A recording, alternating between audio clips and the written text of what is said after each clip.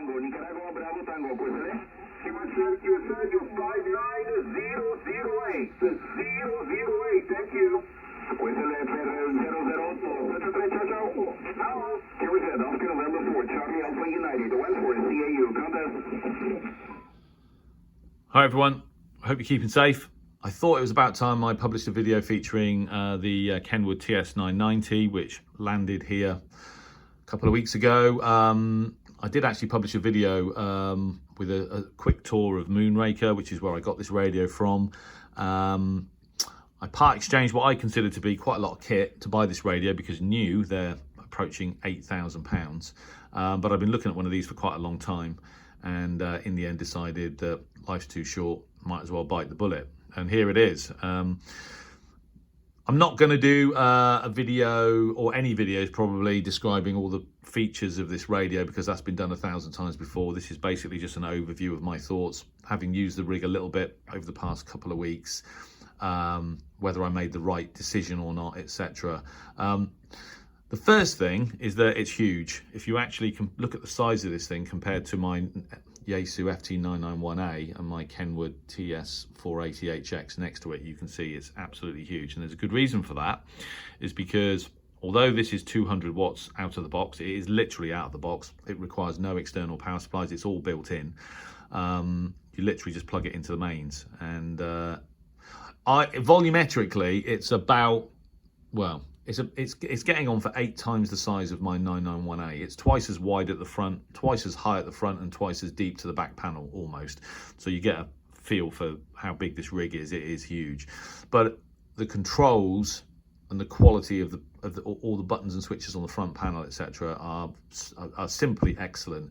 And as you can see, although this is a second-hand unit, it is in pristine condition. It's as new. Whoever used it, owned it before me, clearly didn't use it very much because the usual kind of grime that builds up in the pots, etc., there's nothing. It's literally perfect. So saved myself several £1,000s buying this radio in this condition.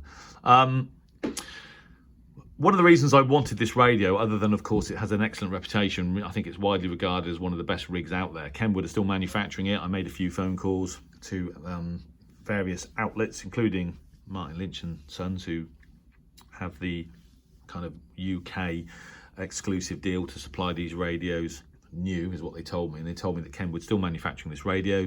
They told me that they've got units on a boat on the way to the UK now, and that Kenwood are still in the ham radio business, which made me feel good, because if it ever develops a fault, then at least I know the manufacturer is still going to be around, although it may not necessarily go back to Kenwood.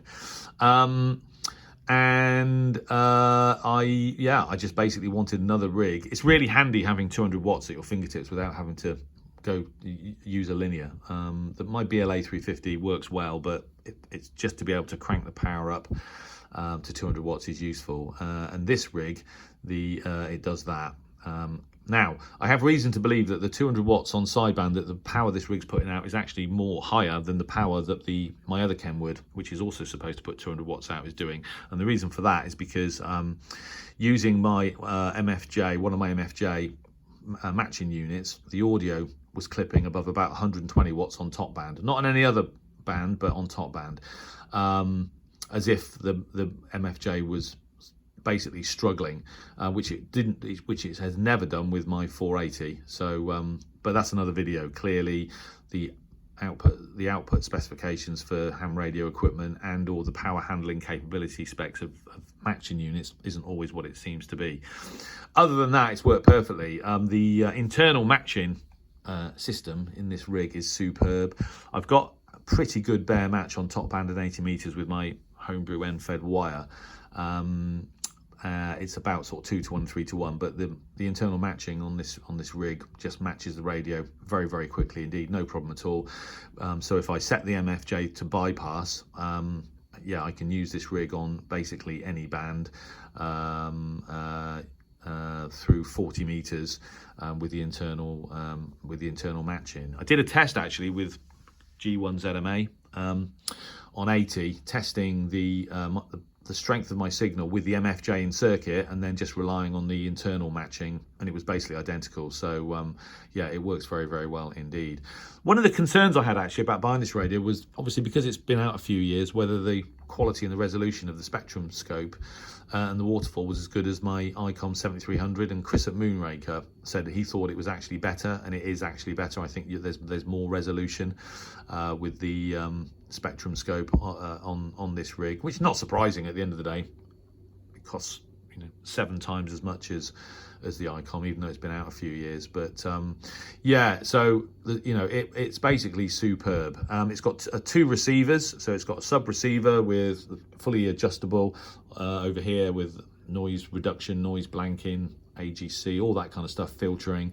Rumor has it actually that the sub receiver in the 990 is the receiver from another Kenwood rig. I think it might even be the 480, I'm not sure. But one thing is for sure, that receive on this rig is absolutely superb. I've not really done any sort of shortwave DXing with it. It's got a special kind of display, like a pseudo analog display for shortwave listening.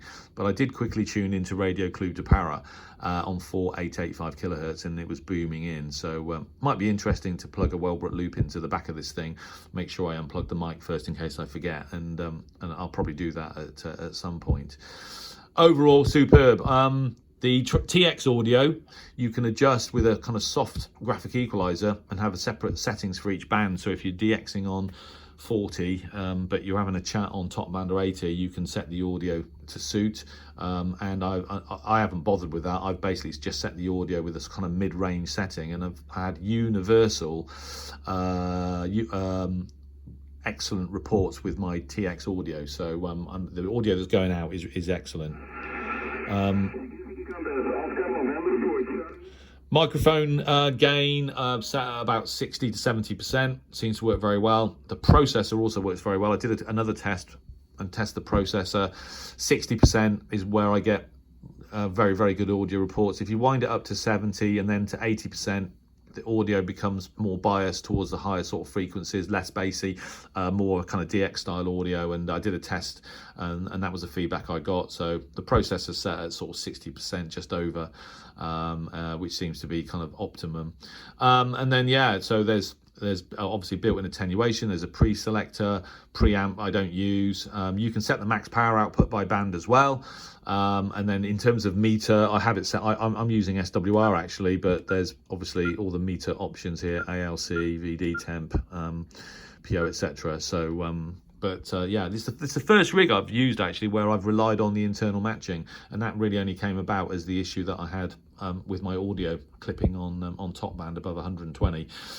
There is a menu system as well, which I won't go into because that's been done many times before. But I find that although it looks complicated, all these buttons on the front of the rig, most of them it's basically just stuff and controls that you're going to use, rather than have to go into a menu system in the way that you usually do with, for example, the FT991A. It's basically all on the front of the rig, and quite nice, this kind of analog display of where you are on the band. So it's lovely. It's a lovely rig. The controls are such high quality.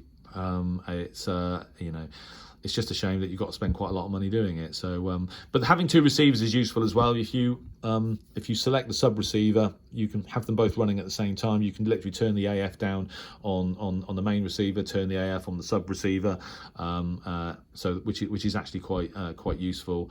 It's not something I'm going to use a lot, I don't think, but it's useful if you want to monitor a band whilst working another. Waterfall speed has got 3 options. So speed 1 is very, very slow, speed 2, and then speed 3. So I use it on the fastest speed. TX filtering, etc. It's all accessible with the buttons around the display, which is actually very, very clearly laid out. So there you go. LSB, USB, CW, FSK, PSK, FM, AM, etc. Data, all the modes that I'm ever going to use, and a lot more with this rig probably than I'm ever going to look at, but or use. But I feel quite fortunate to have this rig on the bench in my shack, and you know, it's you know, even secondhand, it's a lot of money. It certainly makes the pain less part exchanging some kit, which you didn't really want to do, but you just can't justify it because they're so expensive. The other rigs I looked at was the Flex. I went to look at my friend's Flex. He's got a Flex 6600 Superb and Superb audio, and for similar money, the 6400. The problem is that you only get 100 watts out of the box with that rig. You get a brand new rig, but I did think about the Flex. I did think about the Yaesu FTDX 101, but again, I prefer the ergonomics of a Kenwood to Yaesu. I find the Yaesu overly complicated. Not that you can't use it, but complicated enough that you really do have to read the manual, and I hate reading the manual, I'll be honest. So I managed to find my way around my 480 pretty quickly with some help from Jeff, M0UHF, and it's similar with this. This is obviously completely different, but the ergonomics are excellent, which makes life a lot easier. So there you go. That is the Kenwood TS990. And it's a pleasure to use.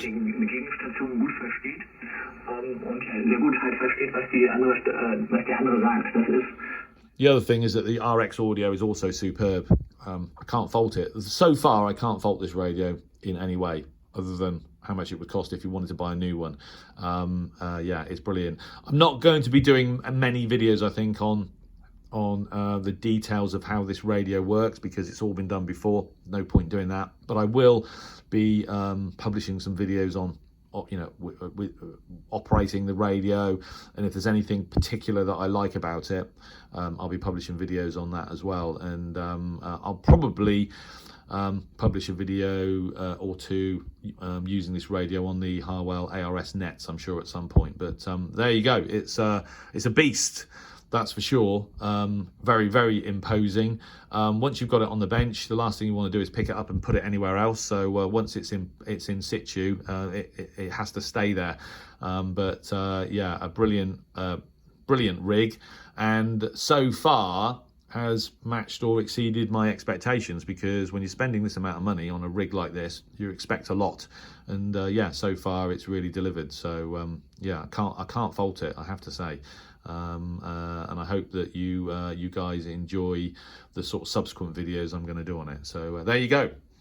Kenwood TS990 is landed at Oxford Shortwave Log.